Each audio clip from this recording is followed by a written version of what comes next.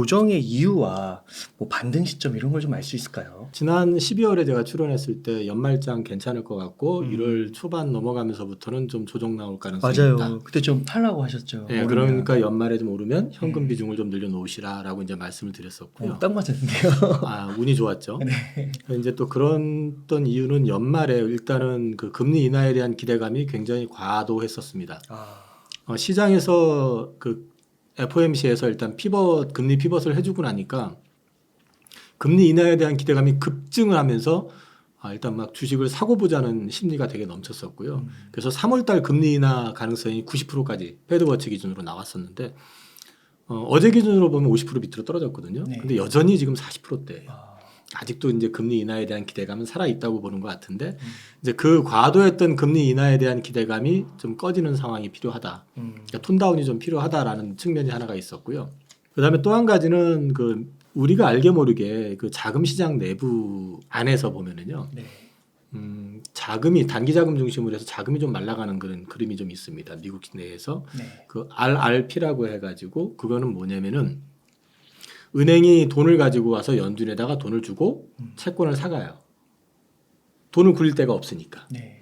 그 자금이 2조 6천억까지 있었거든요. 네. 그 작년 아마 중반까지 2조 2천억까지 있었는데 이게 지금 최근에 보면은 이게 6천억 달러까지 줄어버렸습니다. 근데 이게 왜 줄었냐면요.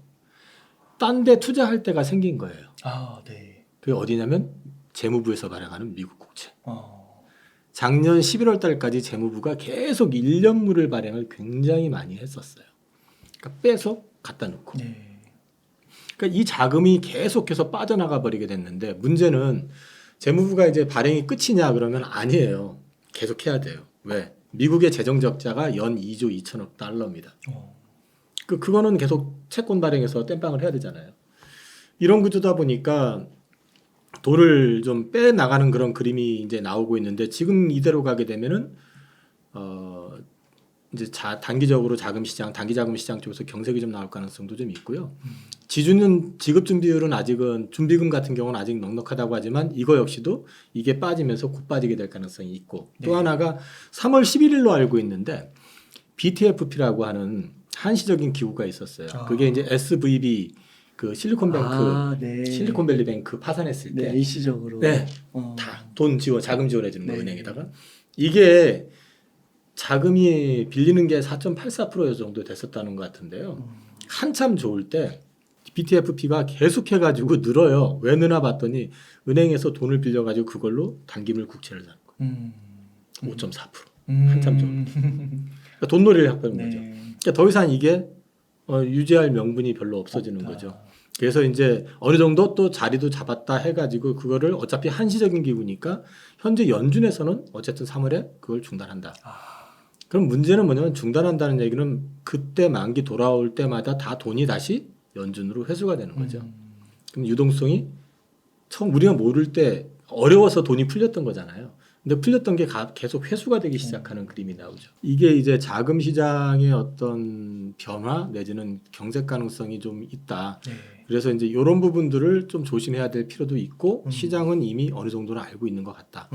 이런 부분들이 이제 경기 후퇴 네. 내지는 소프트 랜딩 뭐 이런 거하고 맞물려 가지고 조금 우려감도 좀 있는 것 같고요. 근데 이제 이 부분이 아직은 본격적으로 노출 안 됐다고 생각합니다. 그리고 여전히 1월 FOMC에서 저는 이제 QT 관련해 가지고 조정안이 긴축을 갖다 완화시켜주는 어떤 스케줄이나 이런 게 제시가 될 거라고 저는 기대를 하고 있거든요. 네. 근데 만약에 제시가 안 되면 조금 시장이 불안해질 수도 있다. 언제가 바닥이겠느냐? 만약에 그래서 이제 조정을 안 해주고 그냥 강공 모드로 나간다 그러면 시장이 놀랄 가능성도 좀 있고요. 그러면 이제 3월이 될 때까지 서서히 돈이 좀 말라가는 그림이 나오니까 시장이 조금 경색될 수도 있다. 그러면 저는 그걸 원치는 않는데 금리 인하가 갑자기 나올 수도 있다. 3월에. 네. 그러면서 말은 지금 어쨌든 그 CPI든 이번 주에 발표될 PC든 이제 지표들 나오는데 코어 PCE 같은 경우는 이번에 예상했던 것처럼 플러스 0.2 정도만 나와도 6개월을 갖다 연율로 환산하면 지금 2% 언더예요. 네. 그러니까 명분은 되거든요. 일단 물가 잡히고 있어 잡혔다. 이러면서.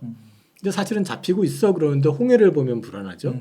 물론 지금 유가 잡고 있는 거는 경기가 중국에서 생각보다 많은 석유를 갖다 수입을 하지 않는 것도 있고 또 한 가지는 미국에서 셰일 오일을 계속해서 퍼내다 보니까 지금 제일 많이 석유를 생산을 하고 있는 게 미국이라고거든요. 네. 그러다 보니까 유가가 좀 안정이 돼 있기는 하지만 어쨌든 그런 변수가 좀 있고 이런 게 또 이제 스파크를 또 한번 줄 수도 있기 때문에 이런 부분들을 갖다가 알면서도 시장의 충격을 완충시키려면 금리 물가 잡혀가고 있고 우리가 보험적으로 선제적으로 금리를 인하할 수도 있다라고 시그널을 줄 수도 있다고 봐요. 근데 저는 그렇게 되지 않길 바랍니다. 그 이유는 뭐예요?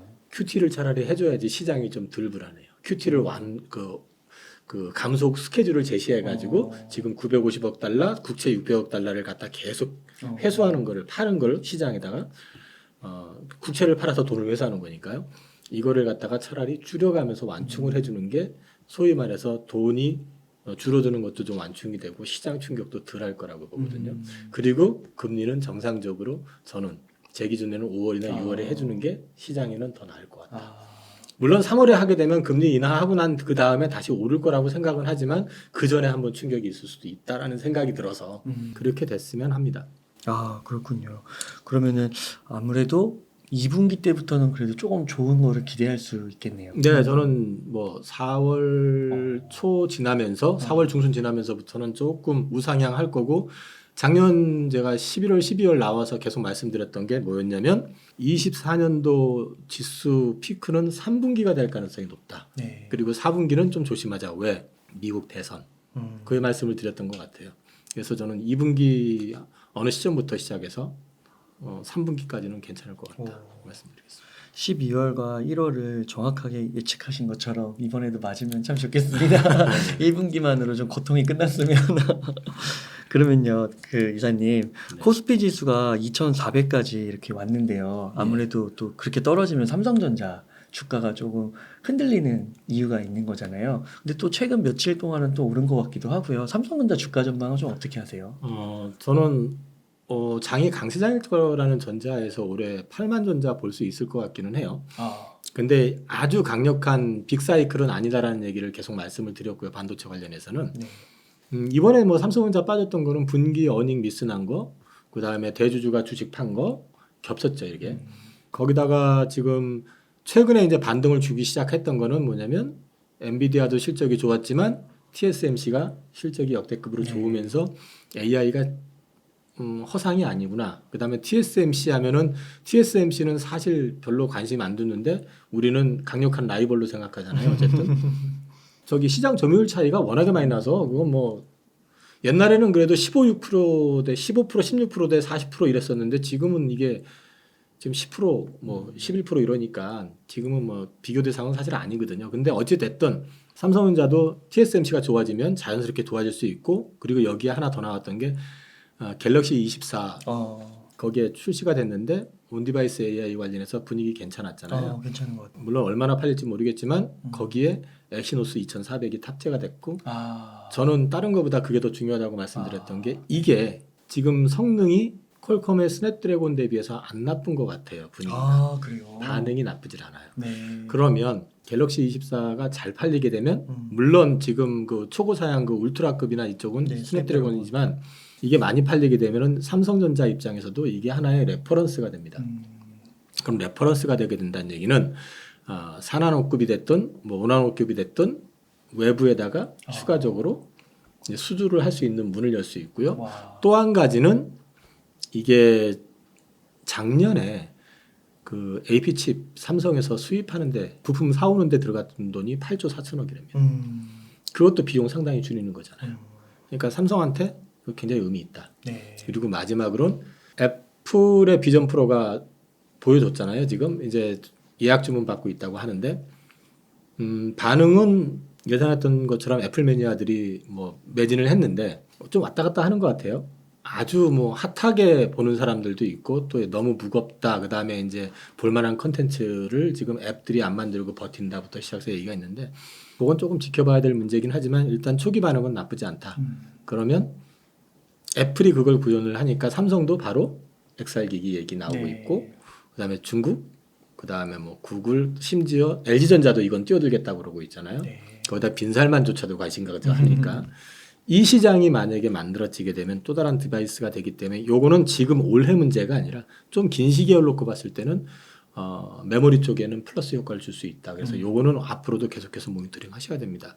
그래서 올해는 삼성전자 저점 얼마야? 라고 물어보시면은 장이 완전히 박살나지만 않는다면 전 7만 원 전후.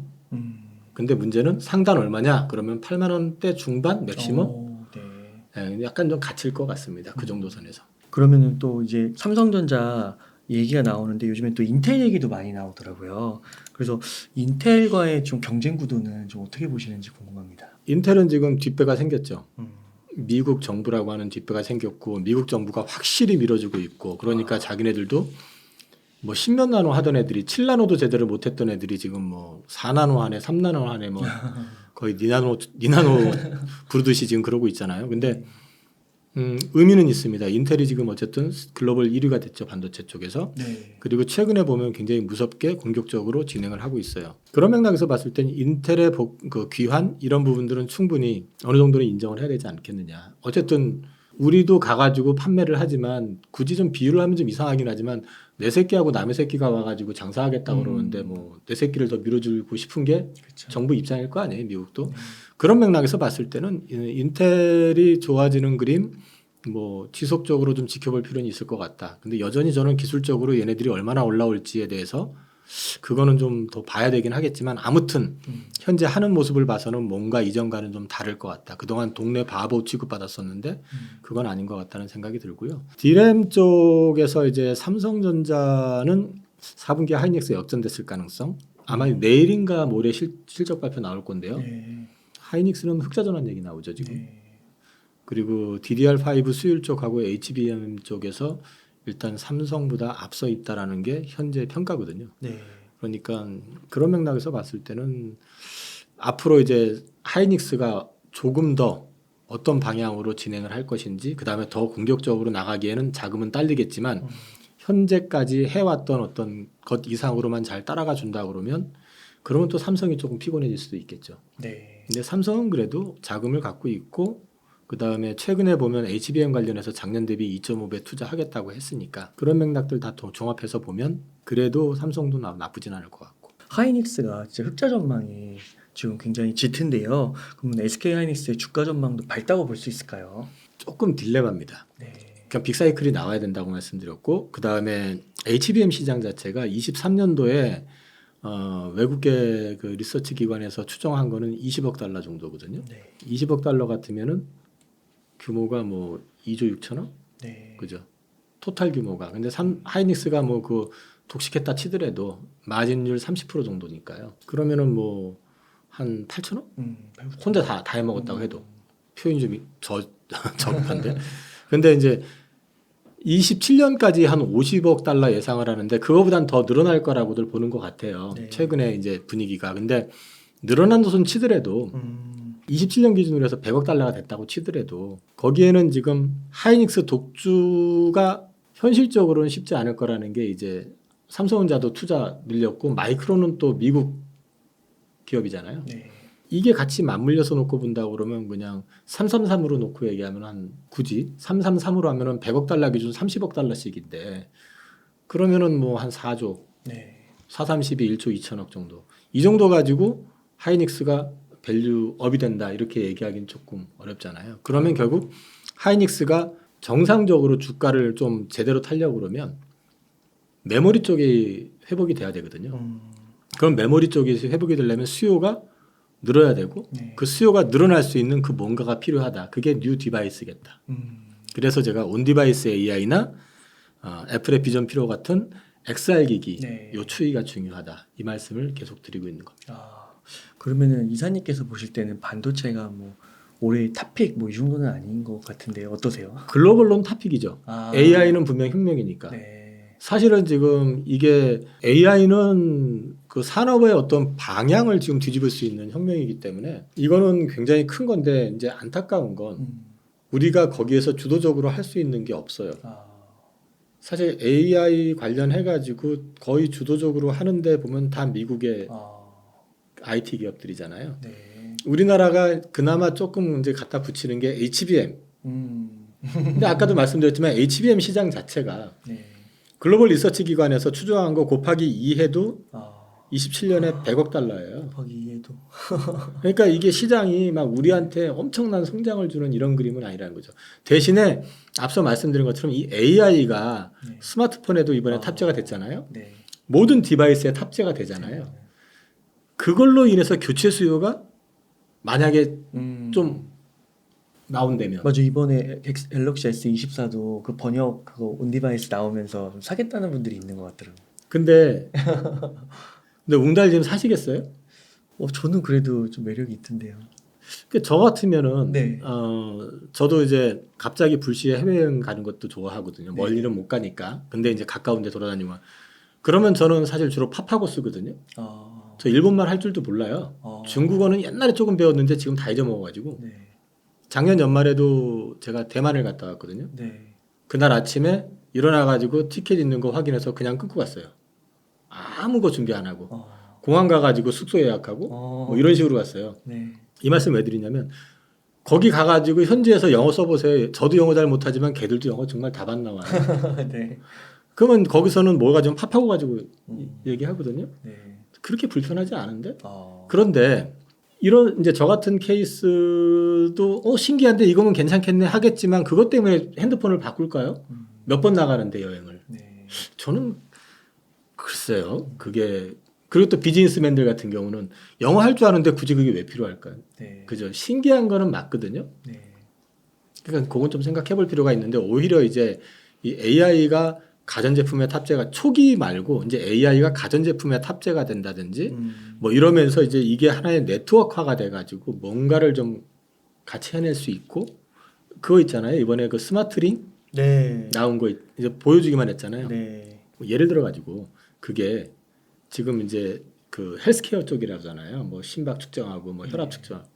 근데 만약에 여기에 리모컨 같은 뭐 이런 게 있다고 네. 치면 딱 이건 누르면 뭐 TV가 켜진다든지 아니면 이걸로 조정을 딱 뭐 할 수 있다든지. 그러니까 어떤 변화 이런 것들이 얼마만큼 나올 수 있느냐 하는 게 결국은 가전이 됐든 스마트폰이 됐든 노트북이 됐든 여기에서 수요를 창출을 하면서 변화를 줄 수 있느냐 그런 거에 따라서 이제 앞으로 이쪽은 좀 주가 향방이 좀 달려 있지 않을까 싶습니다. 아, 그러니까 그게 이제 어떤 하드웨어를 만나서 연결될 때까지 시간이 좀 필요하겠네요. 아직은 좀 초기인 것 아. 같아요. 네. 진짜 엔비디아하고 AMD는 주가 잘 오르더라고요. 그게 이제 사실 이번에 AI 버블은 네. 과거에 IT 버블은 사실은 조금만 연관이 되면 다 돈이 몰렸었거든요. 신기했잖아요. 뭐 포탈 만드는 회사에도 막 돈이 막 몰리고 그러니까 우리나라에도 엄청나게 많은 포탈들이 있었잖아요. 다 없어졌잖아요. 지금. 그죠? 그런데 이번에는 보면은 너도 나도 한다고는 하는데 실제로 그걸 구현할 수 있는 칩을 만드는 회사는 제한되어 있죠. 거기에 HBM 들어가는 것도 제한되어 있죠. 네. 이게 생각처럼 이렇게 확 일어날 만한 그게 없어요. 네. 그러니까 AI 쪽에 집중되어 있는 회사들만 수혜를 보는 거죠. 그래서 이제 그렇게 보시면은 우리나라는 사실은 거기에 좀 안타깝게 메인은 아니다. 약간 주변이다라고 보시면 돼요. 아, 네. 반도체 섹터에 큰 그림이 그려진 것 같습니다. 이사님, 그럼 두 번째로 2차 전지 한번 여쭤볼까요? 현재 2차 전지 상황이 그리 녹록지가 않은 것 같은데 어떻게 진단하고 계신가요? 어렵죠. 제가 작년에 나왔을 때도 이제 시황 말씀드리고 2차 전지도 좀 말씀을 드리면서 연말에 좀 반등 나올 때 비중이 너무 많으신 분들은 좀 줄이시라. 맞아요. 그렇게 말씀을 드렸었고 연초에 지금 생각했던 것보다 제가 생각했던 것보다 더 빠졌어요. 사실은 네. 저도 이제 어느 정도 가이드가 있잖아요. 이 정도는 될 것 같아 하고 이제 봤었던 게 있는데 뭐 거기에 왔어요. 제가 생각했던 제가 이제 집중해서 보는 종목 같은 경우는 그래서 저도 좀 놀랐어요. 사실은 그 근처까지는 안 오겠지 하고 생각했었는데 근데 그때 작년에 제가 이제 말씀을 드렸던 게 뭐냐면 지금은 캐즘 구간에 진입했다. 캐즘 말씀을 드렸었죠. 네. 이 그림을 보여드리면서 말씀을 드렸었어요. 캐즘. 네. 그러면서 왜 캐즘에 들어갔냐? 첫 번째는 금리가 너무 높으니까 차가 안 팔린다. 일론 머스크가 얘기했던 거죠. 그 다음에 차가 안 팔리는데 고금리뿐만 아니라 고용의 질이 저하가 되고 있다. 미국도. 뭐냐면 정규직은 줄어들고 있고요. 실제로 파트타이머들이 늘어요. 그러면 이 수입이 아무래도 안정적이지 못하고 안정적이지 못하죠. 그 다음에 전기차 인프라가 부족하다. 이거 지금 당장에 터졌잖아요. 미국에서. 혹한되니까 뭐 전기차 충전하는 데 가서 대기하다가 방전돼가지고 전기차 무덤됐다라는 기사 났었잖아요. 맞아요.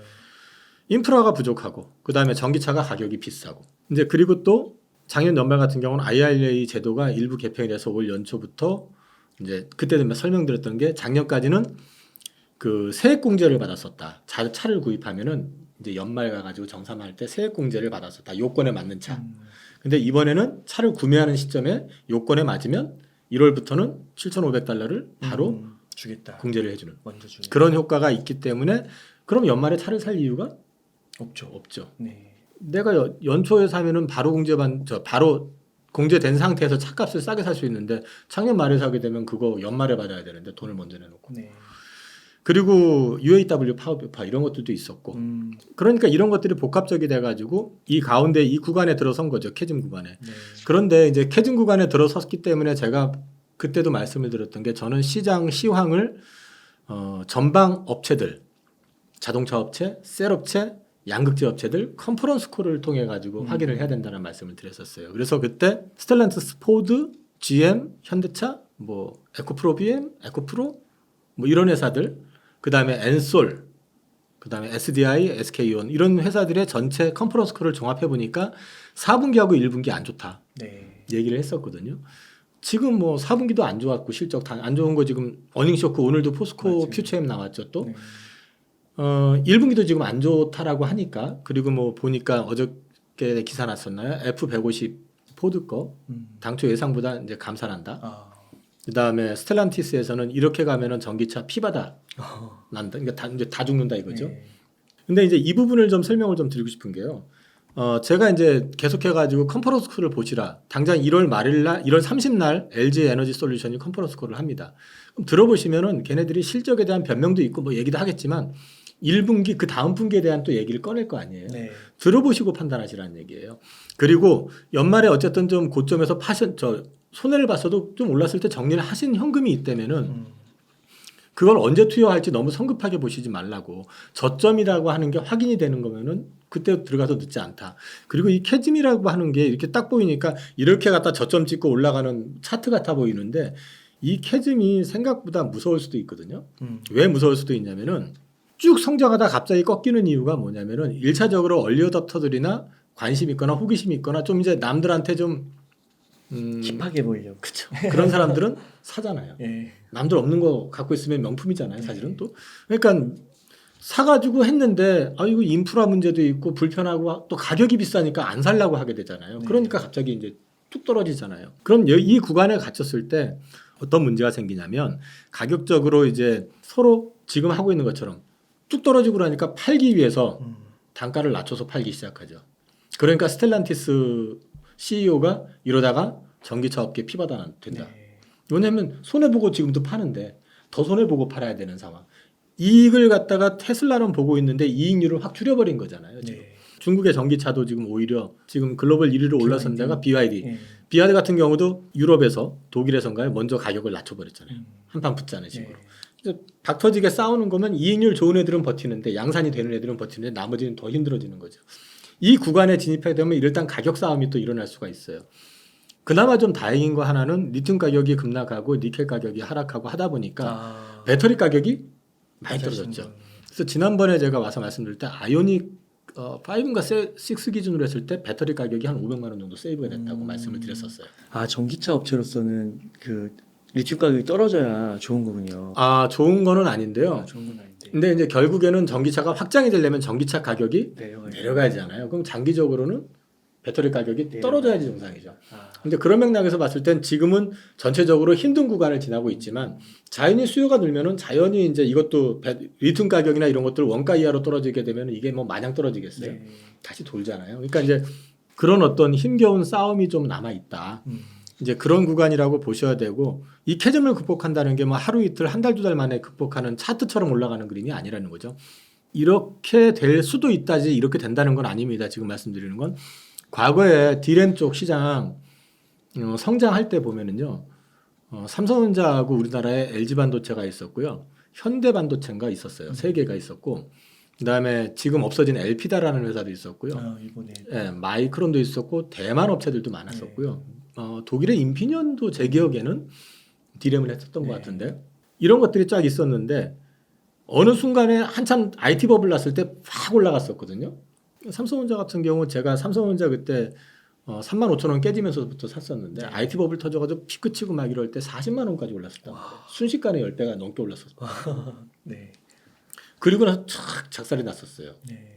근데 이 구간 속에서 어떤 일이 있었냐면은 우리는 IMF 터지는 바람에 먼저 터졌어요. 현대반도체하고 LG 디스플레이를 갖다가 빅딜이라는 LG 반도체를 빅딜이라는 명분으로 합병을 시켜버렸죠. 네. 그리고 나서 거품 꺼질 때 얘네들이 어떻게 됐냐면은 현대가 가져갔는데 망했죠. 그래서 이게 은행 관리로 넘어갔었어요. 기사 모르시는 분들은 기사 검색해 보시면 나오고요. 은행 관리로 넘어갔었고 그거를 2007년인가 8년에 SK가 인수한 거죠, 사실은. 그러면서 오늘의 SK 하이닉스가 된 거거든요. 네. 근데 그 기간 동안에 그럼 우리나라 업체만 망했냐? 앞서 말씀드렸던 LP 다 망했고요. 독일의 인피니언이라는 회사도 인피니언으로 저는 기억을 하는데 네. 걔들도 접었어요. 대만의 디램 만드는 회사도 상당히 접어버리고 그 다음에 일본에도 회사들이 꽤 있었거든요. NEC 뭐 이런 애들 다 접었습니다. 네. 그래서 삼성전자 독주. 마이크론도 사실 망할 뻔했었는데 미국에서 정부 자금 지원해가지고 살려내가지고 마이크론, 하이닉스, 삼성전자 3강 체제되면서 얘들이 독주하면서 삼성전자가 글로벌 기업이 됐던 거거든요. 네. 이 과정이 2차 전지에도 나올 수 있다라는 네. 거죠. 그래야지 사실은 또 좀 압축이 돼서 이렇게 올라가는 그림이 나올 수가 있지. 2차 전지 업체들이 굉장히 많잖아요. 그리고 또 중국 애들 보조금 준다고 하니까 너도 나도 이렇게 투자해가지고 엄청 많잖아요. 그럼 이 안에서 좀 속가지는 어떤 그림이 좀 나오지 않겠느냐. 그럼 이 과정이 저는 컨퍼런스 콜에서 나왔던 것처럼 1분기까지 괜찮고 이제 2분기 이번에 1분기 그 실적 발표하면서 2분기 전망 같은 거 할 때 2분기부터는 좀 살아날 거야라고 했으면 좋겠어요. 근데 만약에 거기서 콩쿨에서 아직은 좀 아닌 것 같아 이래버리면 역시 마찬가지로 조금 더 늘어질 수도 있습니다. 근데 이제 보면은 저도 댓글 가끔 보는데요. 댓글 보면은 제가 연말 바닥이라고 했다. 또는 1분기 바닥이라고 했다. 그 제가 얘기한 거는 연말 바닥이라고 할 때 근거를 먼저 얘기했잖아요. 컨퍼런스 콜을 통해서 확인을 하시라고. 그리고 컨퍼런스 콜을 통해 가지고 투자 여부에 대해서 시기를 조율하시라고. 그래서 뭐 저도 지금 1분기가 바닥일 거라고 생각을 하고 최근에 일부 샀다가 약간 물려 있기는 한데 네. 그래도 저는 편입을 아직 대대적으로는 안 해요. 그리고 저는 원래 포트폴리오 전략이기 때문에 2차 전지를 좋게 보고 있기 때문에 포트폴리오에서 지우지는 않습니다. 근데 아직까지는 공격적인 어떤 매수 시그널은 나와 있지는 않기 때문에 지금은 그런 구간이다. 그래서 1분기까지는 일단 어렵다고 했으니까 1월 말일부터 LG 에너지 솔루션 2월 7일 날 에코프로 BM 에코프로 아마 컨퍼런스 콜인가 있을 거예요. 네. 그거 지켜보시면서 또 미국의 주요 자동차 업체들 컨퍼런스 콜 지켜보시면서 내용을 종합해가지고 한번 판단해 보시라고 말씀드리겠습니다. 그 지난번 출연해서 전액을 많이 말씀해 주셨는데 전액 기업들은 많이 그래도 괜찮지 않나요? 선방하지 않았나요? 전액 기업들은 많이 올랐죠. 많이 올랐는데 그 중에서 이제 유난히 오른 게 지금 화면에 나오는 두 개, 이게 두 장이거든요. 원래 그걸 제가 이제 한 장으로 줄여가지고 네. 미국 내 생산 캐파하고 이제 전액 관련된 걸 설명을 좀 드렸었는데요. 그래서 이제 그때 설명을 드리면서 왜 이걸 설명을 드렸었냐면 LFP 관련해가지고 우리나라 업체도 한다, 준비돼 있다 이런 얘기를 하면서 LFP로 확장이 됐을 때 최대 수혜는 전액이다. 네. 왜냐하면 NCM에 들어가는 것 대비 2배 정도가 전액이 필요하다. 그래서 전액을 보시라. 그리고 또 IRA 때문에 그리고 FEOC 그거가 확정이 됐기 때문에 중국 애들이 못 들어온다. 그러면 독식이다 이거는. 근데 그때 왜 분리막은 얘기 안 했냐면 분리막은 사실 우리나라가 글로벌 탑은 아니다. 일본 애들이 많다. 근데 전액 같은 경우는 글로벌 톱이 1, 2, 3가 중국 애들이고 넘버 4가 우리나라 회사고 뭐 이런 상황이다 보니까 미국 내 것만 놓고 얘기하면 전액 쪽이 좋을 것 같다. 그래서 말씀을 드렸었습니다. 그러셨군요.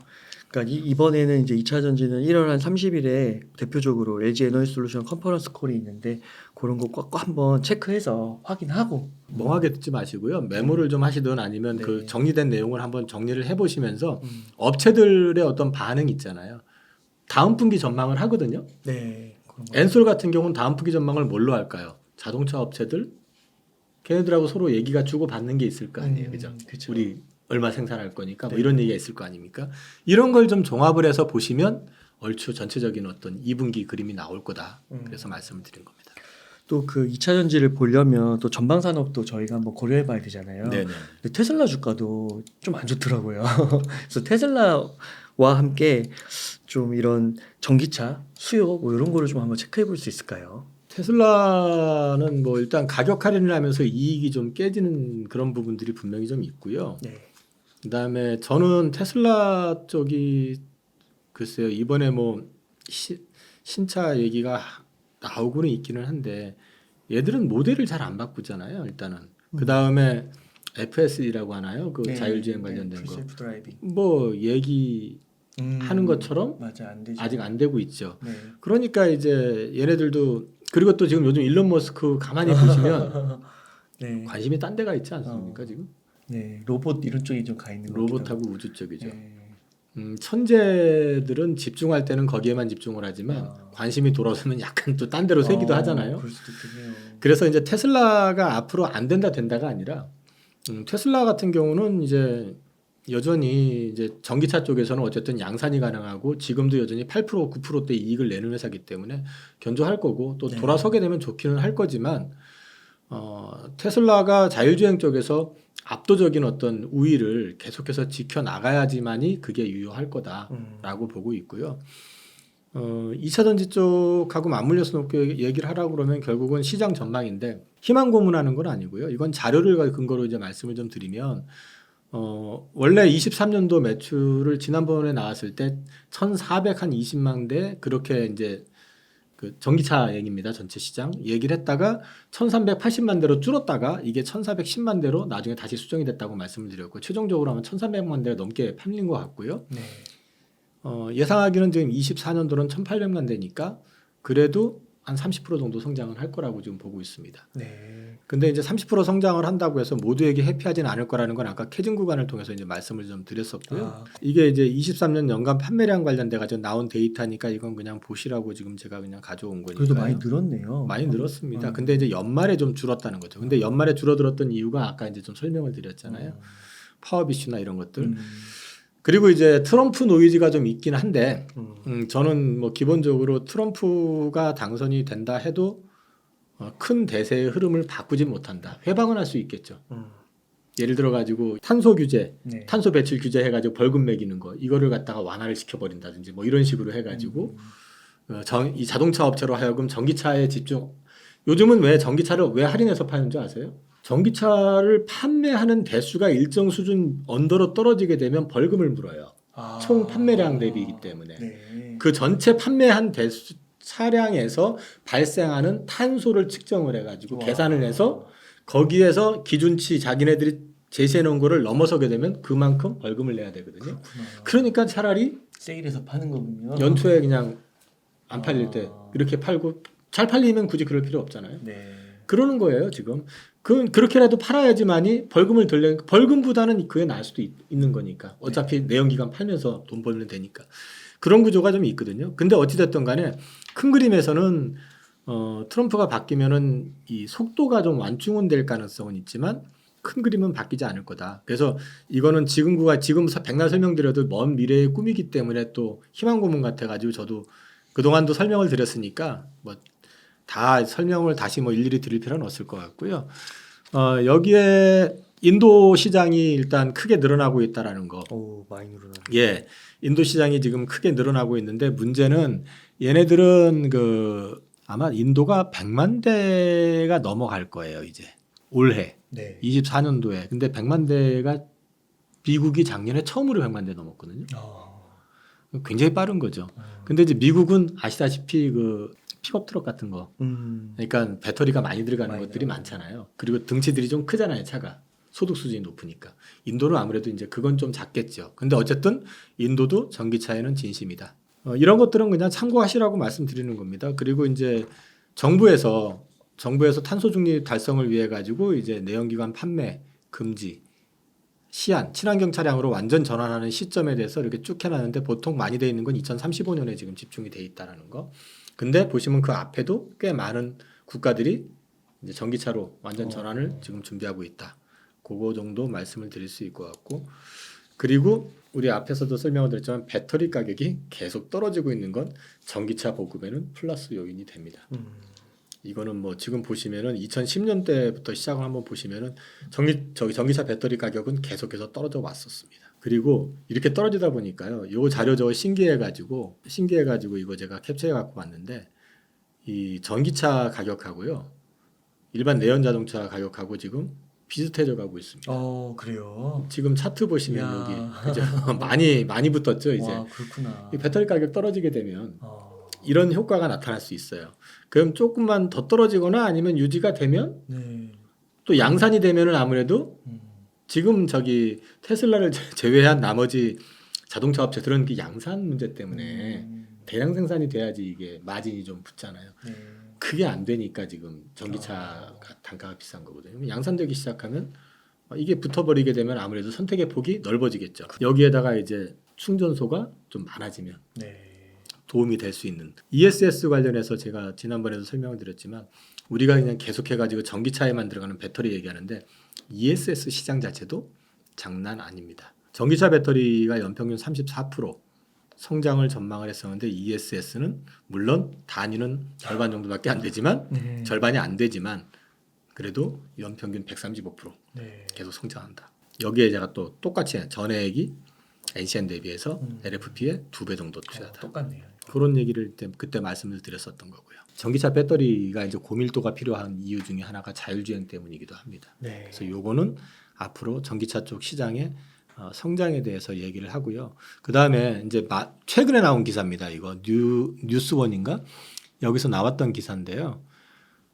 미국 공화당하고 정부가 우리나라 무역협회 방문단이 찾아갔어요. 그래가지고 이제 우려감, 트럼프 행정부가 됐을 때 이제 우려감을 전달을 했더니 정권 교체돼도 IRA 폐지는 없다라는 그런 이야기를 거기 의원이 얘기한 거고 뭐 트럼프가 얘기한 거 아니잖아 그러면 또 할 말 없어요. 네. 근데 이제 공화당 내에서도 전에 왜 제가 그 지역별로 주별로 배터리 공장 들어가 있었던 거 한번 보여드렸잖아요. 계속. 물릴 수 없는 정도.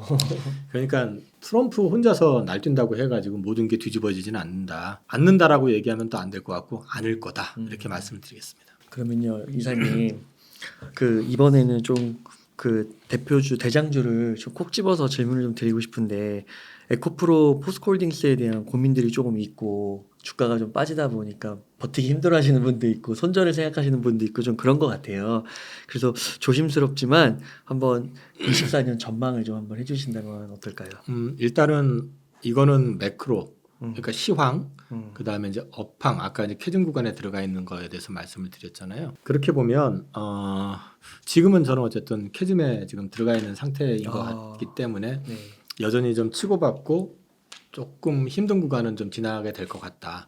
그래서 1월 30일 날 LG에너지 솔루션 컨퍼런스 콜 2월 7일 날 에코프로 BM 에코프로 컨퍼런스 콜을 한번 주목해 보시라 말씀을 드리는 거고 이럴 때는 이게 막연하게 추론하시는 것보다는 네. 전방 산업의 그 반응이 되게 중요하거든요. 네. 그래서 그 반응을 확인해 보시라. 그래서 바닥 구간이다 생각하면은 저는 계속 말씀드리지만 포트의 2차 전지 올인 전략 저는 이런 건 아니에요. 근데 이제 지금 어쨌든 포트에 일부가 있으셔서 물려 있거나 아니면 지금 많이 들어가 있는데 많이 손해 보고 있어. 그런 분들 같은 경우는 저는 이렇게 말씀을 드리고 싶어요. 많이 들어가는데 많이 손해 보고 있어. 그래서 돈을 더 끌어와서 지금 물 탔까? 더 빠지면 어떡하실 겁니까? 그리고 캐즘 구간에서 내가 투자하고 있는 회사가 안 망해야 되거든요. 살아남아야지 되는 거잖아요.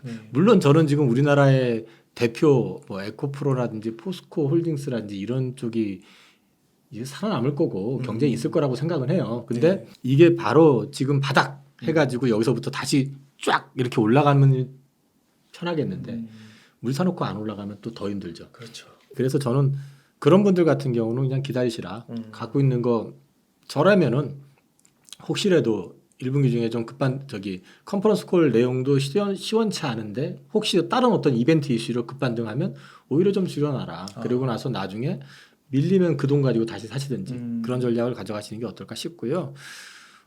사실 뭐 지금은 어떤 주식이 됐던 간에 우리나라에서는 그 2차 전지 주식 중에서 하나가 일단 바닥을 좀 잡아주는 그림이 나와야 됩니다. 아, 지금 뭐 지금 전액 같은 경우는 지금 뭐 특정 주식은 계속해가지고 고공행진하고 있으니까 그 주식은 별로 떨어놓고 이제 아무래도 비중이 좀 큰 소재 쪽이면 양극재라든지 뭐 이런 쪽인데 특정 종목 하나가 중심을 좀 잡아줘야지 하락폭이 좀 제한될 것 같다.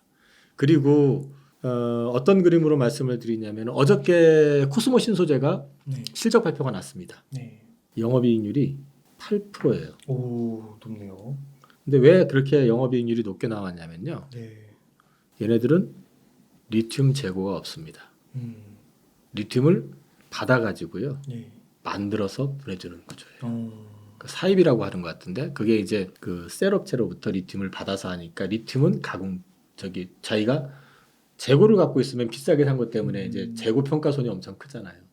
근데 그거 없이 진행이 되니까 이쪽은 재고 손실이 없는 상태에서 영업이익률 8%라고 한다는 얘기는 너무 희망회로를 갖지는 않으셨으면 하긴 하지만 정상적인 상황에서 양극재 업체들 같은 경우 그 리튬 가격이 더 빠지지 않고 바닥을 계속해 가지고 재고 비싸게 샀던 것들은 어쨌든 쓸 거 아니에요. 네.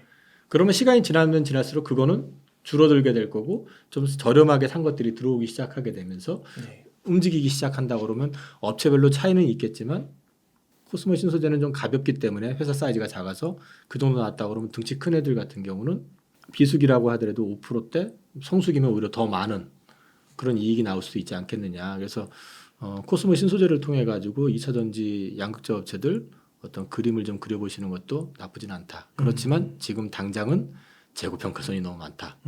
그건 감안해서 보시라. 네. 그 지금은 캐즘이라는 어떻게 보면 최악의 순간을 지나고 있는 거네요. 최악이라기보다는 아. 성장통이죠. 네, 성장통이죠. 성장통인데 네. 그 파이를 갖다가 독식을 해야지 크게 먹잖아요. 아. 성장 산업에서. 그러니까 반도체 같은 경우도 굉장히 많은 그 디램 업체들이 있었는데 결국 가가지고 그 진흙탕 싸움에서 네. 살아남았던 애들이 그 파이를 독식하는 데다가 거기에 뉴 디바이스였던 스마트폰이라는 게 나오고 그죠? 노트북, 서버 이런 게 나오면서 확 커져 버리니까 엄청나게 큰 회사가 됐던 것처럼 2차 전지는 어쨌든 지금 현재 앞을 놓고 얘기하면 자, 전기차로 100% 전환을 하는 시기가 아까 그림에 나와 있었잖아요. 이거 네. 일정이 제시가 돼 있잖아요. 네. 이 기간 전에 어쨌든 모든 업체가 다 또 좋아지게 되면 모든 업체가 다 등치를 키우게 되면 나중에 어떻게 될 것 같습니까? 그때부터는 피 튀기게 싸움이 되면서 이제 싸움이 소위 말해서 레드 오션이 되는 거죠. 그렇죠. 다 살아남아 있으면 다 힘이 있고 다 체력이 있으면 네. 자기가 1등을 하거나 더 팔아먹기 위해서는 단가를 또 그러겠죠. 그렇죠. 결국에는 좀 속가지는 과정이 필요한 단계다. 근데 그 대상에 내가 투자한 주식이 걸리면 안 된다는 거죠. 우리 지금 글로벌 2위가 하이닉스지만 하이닉스도 이미 한번 갔다 온 회사라는 거죠. 네. 갔다 왔다라는 게 그냥 네. 회사만 갔다 오면 괜찮은데 그게 감자가 30분의 1이었나? 그래서 은행 관리에 들어갔었다가 네. 다시 살아났었거든요. 그러니까 하이닉스 30년 투자했다. 그럼 그 사람은 절대 수익 난 게 아니라 손실 지금도 회복 안 됐을 거예요. 네. 그러니까 무슨 얘기냐면 좋은 회사 투자할 때는 이제 그쪽으로 집중을 하시는 게 맞는데 지금 구간은 좀 힘든 구간이 될 수 있다.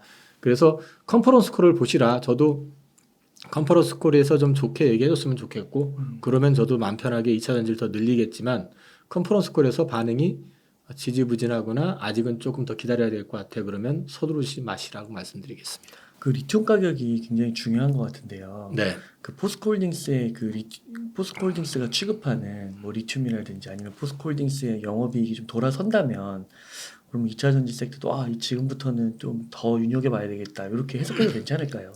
포스코홀딩스 리튬 관련해서는 발생이 아마 매출은 올해부터 날긴 날 거예요. 네.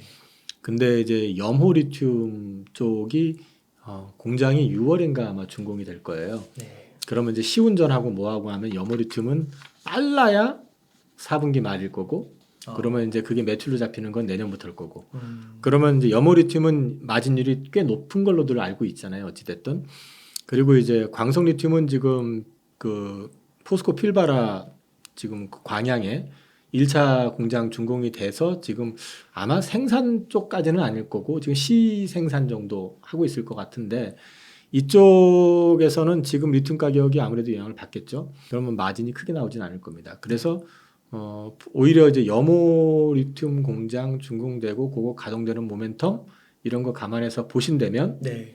포스코 쪽은 오히려 본격적으로 좀 이렇게 주목을 받고 하면은 글쎄요 이게 공장 준공 임박했을 때일까요? 준공하고 나서 시생산할 때일까? 그거는 한번 그때 봐야 될 것 같긴 한데 하반기는 좀 그런 그림은 좀 그려질 수 있다. 그래서 저는 개인적으로 25년은 나쁘지 않을 것 같습니다. 그렇죠. 선반영도 될 것 같기도 하고요. 방산 한번 질문을 드리겠습니다.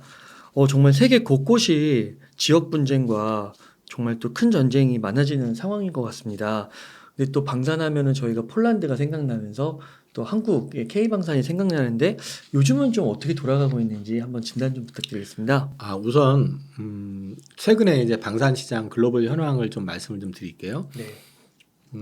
뭐 다 아시다시피 그동안의 대땅트 시대가 종식이 되고 네. 이제 신냉전의 시대라고 하죠. 러시아, 우크라이나, 그다음에 이제 미국, 중국, 그다음에 이제 중국과 대만의 양안, 그 미국하고 이제 러시아의 갈등, 러시아하고 EU의 갈등, 그다음에 인도하고 중국. 뭐 요즘은 조금 이제 화해 무드가 되긴 했지만 사우디와 이란, 또 뭐 이스라엘, 하마스, 네. 뭐 후티, 진짜 많네요. 예, 그죠? 네. 엄청나게 많아요 지금. 네. 그래서 24년도 저는 그 화두라고 해야 되나요? 그 시장을 볼 때 하나 꼭 껴야 되는 거는 전쟁이라는 걸 갖다 이제 껴야 된다는 얘기를 계속 하고 있는데 이 와중에 보면 이 실제로 수급이 네. 무기에 대한 수급이 자급이 가능한 국가가 러시아밖에 없습니다. 그래요. 러시아, 중국. 와. 이게 좀 웃기는 거죠. 근데 미국은 당연히 들어가는 거고. 근데 미국은 이제 들어가긴 하는데 문제는 이제 미국하고 싸움은 안 하잖아요. 근데 이제 미국은 실제로 이제 그 첨단 무기 쪽은 굉장히 강한데 이 재래식 무기 있잖아요. 이쪽은 지금 좀 그래요. 왜냐하면 대땅트 시대 때 방산업체들 다 구조조정해 버렸거든요. 그래서 합쳐버리고 합병해버리고 해서 생산 양산 능력이 생각보다 많이 떨어져요. 와, 그렇구나.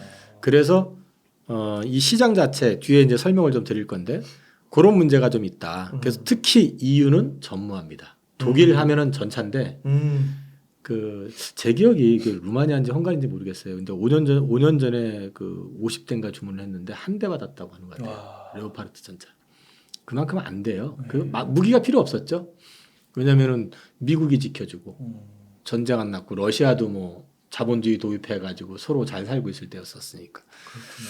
그런 상태였었고요. 월스트리트 저널이 이제 그런 내용을 보고 이제 좀 압축해서 보도했던 게 뭐냐면 영국이 지금 보유하고 있는 게 탱크가 150대랍니다. 150대밖에 없어요? 근데 그것 중에서 즉시 전투가 가능한 게 40대. 아, 진짜요. 프랑스는 90대 미만의 중포병 부대. 어. 덴마크 뭐 이렇게 중포병 뭐 잠수함 대공 방어 시스템 전무. 야. 독일은 탄약 이틀뿐. 야, 진짜요. 전쟁 무기가 필요 없었던 거죠. 독일 전차 그 우크라이나 갖다 준 거 고장 나가지고 가지도 못한다는 건 기사 보셨었잖아요. 그래서 우리나라 들어간 거예요. 이런 상태예요 지금 사실은. 네. 그래서 지금은 양산 능력, 그러니까 즉시적으로 대응해줄 수 있는 능력이 되게 중요하고요. 이 가성비도 또 중요할 거 아니에요. 네. 당장에 국방비라는 게 예산에서 나오는 건데 급하니까 돈 끌었다 쓴다 하더라도 이게 각 국마다 지금 당장 전쟁 난 것도 아닌데 막 야 우리 급하니까 이거 빼고 저거 빼고 해서 이런다고 국회에서 승인 안 해주잖아요. 뭐 그렇죠. 공산주의가 아닌 이상 또 우리가 공산주의 국가에다가 팔 수 있는 것도 아니고 그래서 이게 이제 그 가성비까지 이제 필요한 그런 상황이다. 그런 것까지 종합을 해서 놓고 보면 이 우리나라 이제 기업체들이 많이 이제 그래서 부각이 된 거고요. 이 그림이 현재 분쟁 지역을 표시한 겁니다. 와, 절반이네요. 생각보다 많죠. 야, 그렇구나. 네, 생각보다 많습니다. 근데 여기도 사실은 이 인도 쪽 보면은 여기 파키스탄, 방글라데시 이렇게 표시가 되어 이렇게만 되어 있는데 이 인도하고 중국은 뭐 맨날 안 싸우나? 얘들도 싸우죠. 맞네요. 그 여기까지 붙여버리게 되면 덮이죠 완전히. 그렇구나. 이런 상황이라는 거죠. 이 와중에 우리나라 방산 시장 자체가 글로벌에서 봤을 때는 순위권에서는 뭐 9위권 뭐 이 정도 유지했었는데 갑자기 급부상을 했었던 게 앞서 말씀드린 것처럼 전쟁 났는데 양산할 수 있는 데가 없어요. 네.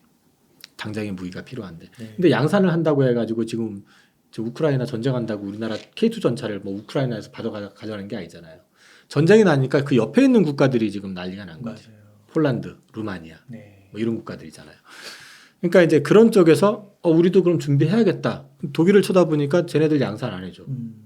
그러니까 폴란드에서 가격을 보니까 이 뒤에도 이제 그것도 보여드릴 건데 가격도 저렴한 데다가 성능 테스트 노르웨이 통해서 했는데 레오파르트보다 우리 게 더 우수하다고 나왔죠. 네. 여러 가지 이유들 때문에 폴란드에 계약하자마자 첫 해에 작년에 갖다 준 탱크, 전차, K9 자주포, 비행기 역대급이잖아요. 아까 말씀드렸지만은 독일은 5년 전에 주문한 거 한 대 받았는데 뭐 1년 만에 이런 것들 때문에 이제 한국 방산 업체들이 확 부상이 됐던 거죠. 근데 이 방산 시장은 크게 봐서 두 개가 있습니다. 하이엔드급 무기가 있고 미들급 무기가 있어요. 하이엔드급 무기는 그 최첨단 무기 시스템, 이게 정밀 타격을 할 수 있는 정찰 자산이라든지 유도 미사일, 스텔스 전투기, 뭐 항공모함, 무인 정찰 자산, 군 통신 위성 같은 거. 근데 이게 시장이 전체 시장이 90%입니다. 그러니까 이제 우리가 들어가는 시장이 작은 사이즈는 아닌데 네.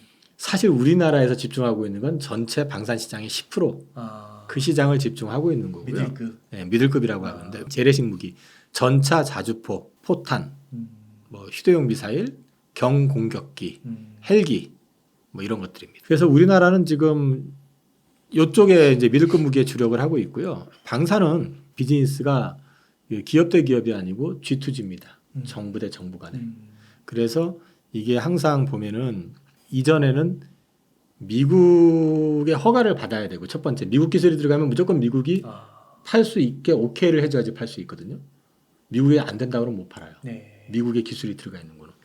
그러니까 미국도 있고 또 같은 어떤 허가를 받는다 하더라도 미국 제품이 있고 한국 제품이 있으면 어디를 밀겠어요? 미국. 그렇죠. 네. 그러니까 이제 그 정부 간 싸움에서도 조금 밀리고 그런 게 있었는데 급하니까 네. 양산이 필요하고 하니까 이제 우리나라가 갑자기 커진 거죠.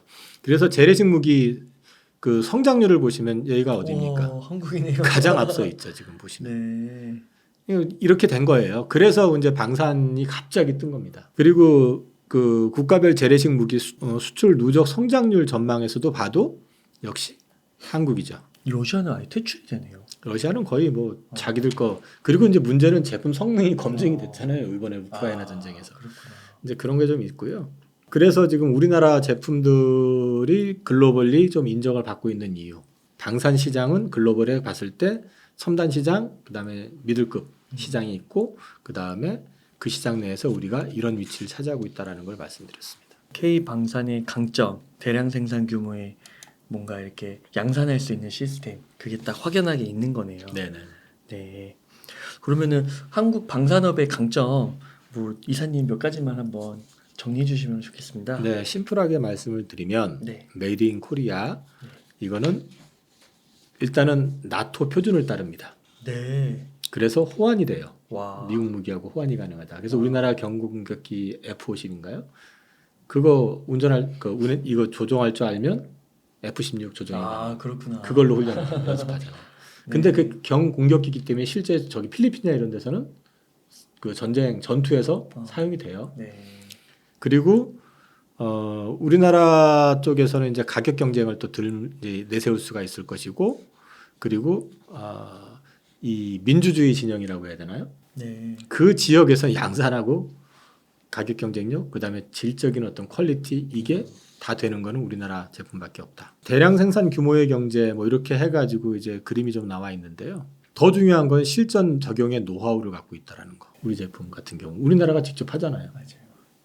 좀 안 좋은 얘기긴 하지만 북한에서 쏘면은 우리도 맞아요. 쏘고 실제로 저 연평도에서는 한번 안 좋은 일이 있었잖아요. 네. 그 북한에서 기습적으로 공격하는 바람에. 근데 그때 우리나라 K9 자주포 위력 보여줬잖아요. 네. 이런 전투 능력이라든지 이런 것들이 검증이 되고 있다. 그 다음에 이 부분을 한번 보시는 게 중요한데 155mm 포 그 납품가입니다. 네. 우리나라에서는 100만 원 어. 한 발당. 미국은 전쟁 전 우크라이나 전쟁 전에 $800였는데 지금은 $8,400. 10배가 됐대요. 그 다음에 나토 쪽 $2,300였던 게 $8,400. 북한 거는 152mm인데 $600. 그러니까 가격으로 보면은 북한 게 싸죠. 네. 근데 이제 어찌됐든 우리나라 쪽에서 이 그 민주주의 국가 뭐 이쪽 체제 내에서는 우리나라 제품이 뭐 가성비 압도적이라는 거, 가격에 대한 그게 보여지는 거죠. 탱크 한번 볼까요? 그냥 우리나라 흑표전차 K2 200억이잖아요. 레오파르트 그 리투아니아에다가 수출했던 건 450억 달러였고요. 레오파르트 이탈리아에는 기술 이전 조건으로 돈 더 받아서 대당입니다. 이거 대당 가격이에요. 체코 성능 개량해서 800억. 그러면 이거 4대를 살 수 있네요. 그죠? 네. 가격적인 면에서도 압도적이고 압도적이고. 성능 노르웨이에서 성능 테스트에서 더 좋아. 훨씬 좋은 거 확인됐잖아요. 네. 그리고 이런 것들이 이제 가격적인 측면에서 봤을 때 우리가 훨씬 앞서 있다라는 걸 보여주는 건데 한 가지 우리가 지금 좀 고민하고 있는 부분들은 뭐냐면은 이게 방산 시장은 G2G라고 그랬잖아요. 네. 그래서 이게 현찰 거래가 거의 없어요. 거의 대출 내진 차관. 차관. 네. 그래서 공정무역 같은 것도 해야 돼요. 음. 하자고 요구를 해요. 그쪽에서. 차관 대여해주고 물건 가져가고 그러면 그쪽에서는 큰 금액이 자기네들이 마이너스가 나니까 대신 우리나라 거 뭐 사죠. 옛날에 노르웨이에서 그래서 연어 사달라고 이제 이런 것들도 있었고 네. 이런 게 많았었어요. 그래서 이제 이번에도 이런 부분들이 조금 노이즈는 있는데 이거는 노이즈가 아니라 독일도 그렇고 미국도 그렇고 무기를 팔 때는 반드시 그런 방식으로 판다라는 거 그건 알고 계셔야 될 것 같습니다. 폴란드 수출 관련해서 또 뭐 뉴스가 좀 있을까요? 일단 폴란드 관련해 가지고는 1차 계약이 우리나라에선 가장 최대 거래 계약이었었고 17조 원이었었거든요. 네. 근데 지금 2차 계약이 안 되고 있잖아요. 작년 11월 달에 하나 에어로스페이스가 부분 계약은 하긴 했지만 원래 2차 계약 총 금액이 최대 30조였었거든요. 거의 2배였네. 네, 2배입니다. 네. 그 전차가 됐든 K9이 됐든 뭐 경공격기가 됐든 이건 뭐 대수는 뭐 별도로 하고 근데 지금 안 되고 있는 거는요. 수출입은행 자본화충법이 지금 국회에 계류 상태. 지금 이게 이제 자본을 갖다가 2배 또는 2배 이상을 얘기를 하는데 여당 야당이 각각 많이 증산하자고 내놨는데 소위 자체가 안 열렸어요. 뭐가 바쁘신지 모르겠지만 하여튼 좀 서로 연초에 안 좋았었잖아요. 연초가 아니라 작년 말에 네. 국회 내에서 좀 이게 서로 간에 좀 갈등이 있고 하다 보니까 이 상황은 좀 그냥 넘어갔던 것 같기는 한데 어쨌든 지금 이게 통과가 돼야지만이 앞서 말씀드린 것처럼 이제 차관 보증 뭐 이런 걸 통해 가지고 이제 하는 거다 보니까 이제 2차 계약도 좀 진행이 될 수 있고 또 작년에 정권이 바뀌었습니다. 폴란드가. 네. 근데 이제 그것 때문에 좀 노이즈가 있었는데 지금 최근에 나온 얘기는 뭐 총리나 이런 이제 새로 바뀐 총리나 국방장관이 기존 계약 존중, 네. 신규 계약 계속 검토해요. 그래서 이제 이 부분은 어떻게 될지 좀 지켜볼 필요가 있는데 우크라이나 전쟁이 극적으로 갑자기 휴전하고 난 다음에 러시아가 손 내밀고 우리 이제 앞으로 친하게 지내자 한다고 해서 폴란드가 손 내밀고 할 수 있을까? 이제 그런 생각을 좀 해보면 그건 결국은 옆에 이상한 애들이 있는데 무기가 안 필요하겠어요? 당장에 갖다 줄 데가 없는데 그렇죠. 그렇게 봤을 때는 저는 그냥 어찌 됐든 간에 우리나라가 이 체제만 좀 맞춰주고 수출입은행법 개정해가지고 자본확충 시켜주면 자연스럽게 좀 진행이 되지 않을까 그렇게 기대를 하고 있거든요. 근데 이게 조금 지금 현재는 지체되고 있는 상태다. 대신에 이 폴란드 계약 등을 통해 가지고 우리나라 방산 수주 잔고를 한번 보십시오. 와. 이게 대형 5개사 수주 잔고가 지금 갑자기 확 늘었잖아요. 지금 그죠? 그 다음에 여기 보시면 하나 에어로스페이스가 유난히 돋보이게 올랐지만 다른 애들도 다 잔고가 많이 올라와 있는 그림을 보실 수 있죠. 그 K 방산주로 그러면은 앞서서 말씀해주신 대로 뭐 하나 에어로스페이스, LIG 넥스원, 한국항공우주, 현대로템, 하나시스템, 하나오션 뭐 이런 것들. 하나오션은 잠수함을 만드네요. 경영 이력이 있어요. 옛날 이제 대우조선일 때 그 한국에 납품한 이력이 그러니까 우리나라 방사청에 납품한 이력이 있고요. 그래서 이제 이쪽에서 지금 이걸 관련해 가지고 지금 비즈니스 진행 중인 데가 폴란드, 네. 캐나다, 그 외에 몇 곳에 지금 이게 컨택을 하고 있는 걸로 알고 있습니다. 네. 그러면 한국의 로키드 마틴이라 불리는 하나 에어로스페이스가 대장주라고 할 수 있는 거고. 덩치는 일단 제일 크니까. 네. 이 대장주가 주가에서 대장주 이런 개념이라기보단 일단 사이즈 그다음에 육해공 우주까지 다 하니까요. 일단 그런 맥락에서 봤을 때 대장주다. 말씀드릴 수 뭐 있습니다. 올해도 주목해야 할 섹터라고 보시는 거죠. 저는 방산주 올해 보셔야 된다고 생각합니다. 아까도 제가 말씀드렸지만 올해 화두 내지는 팀으로 하나 이렇게 딱 봐야 된다 그러면 전쟁이라는 걸 갖다 이슈를 하나 꼭 넣어놓고 보시라고 말씀드립니다. 네, 이사님 그러면 오늘 이렇게 반도체, 2차 전지, 방산을 좀 주목해 주셨어요. 그리고 이제 또 저는 그 이영훈 이사님 하면 바이오가 생각나는데 바이오는 다음 시간에 또 한번 여쭤보기로 하겠습니다. 그러면 이사님 끝으로 한 1억 정도 여유 자금이 있으면은 어떻게 좀 운영을 하면 좋을까요? 저는 일단 1분기가 어찌됐든 간에 특별한 쇼크나 이런 게 발생하지 않으면 바닥일 가능성이 높다고 일단 생각을 하거든요. 이거는 매크로예요. 네. 업황을 얘기하는 게 아니라 시황을 말씀드리는 건데 현재는 저는 현재 제 포트에 들어가 있는 거는 2차 전지 하나 들어가 있어요. 네. 근데 포트 비중이 아주 높지 않다고 말씀드렸고요. 일단 방산 들어가 있습니다. 그리고 현재 반도체 들어가 있고요. 바이오 들어가 있습니다. 그리고 혹시 여기서 얘기 안 했구나. 작년 말부터 제가 작년 11월부터 우주항공 올해 꼭 봐야 된다는 얘기 했었거든요. 그런 쪽으로 해가지고 포트를 좀 구성을 해서 저는 가져갈 것 같습니다. 그러면은 1분기는 좀 지나야 되니까 현금은 어느 정도 보유를 해야겠네요. 저는 현금 비중이 네. 제가 하자는 대로 하신 분들 기준으로 하면 현재 한 40%? 네. 네, 이사님 감사합니다. 그러면 끝으로 저희 옹달책방 시청자분들을 위해서 한 말씀 부탁드리겠습니다.